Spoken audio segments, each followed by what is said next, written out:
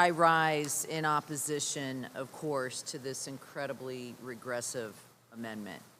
The proposal of this amendment should come as no shock in the week following one of the worst Supreme Court decisions for women's health care in our country's history. But my extreme colleagues on the other side of the aisle aren't going to be happy stopping at the U.S. border. They want to block access to reproductive care everywhere. Let's talk about what happens with our U.S. aid. First of all, there's 56 countries that receive U.S. global health care aid, and 86% of them, or 48, allow abortion in at least one instance. 95, that accounts for 95% of global health assistance. 14 of those 48 allow for abortion in one or more exceptions, and 34 allow for abortions beyond those exceptions. So the outcome is that we will significantly affect and restrict the access to legal abortion.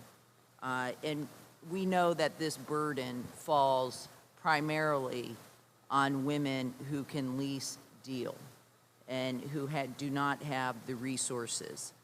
The World Health Organization identifies safe abortion as one of 7 necessary packages of interventions to ensure quality reproductive, maternal, neonatal, and child health care.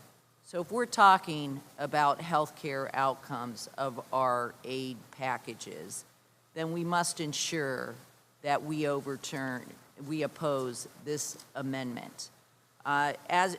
With respect to public opinion, we know that more than 3 in 4 voters say that ensuring people have access to the full range of reproductive health care, including abortion, is extremely important. In fact, the majority of U.S. voters favor overturning the Helms Amendment to help women, especially the most vulnerable, access abortion care. So I want to make sure that we understand.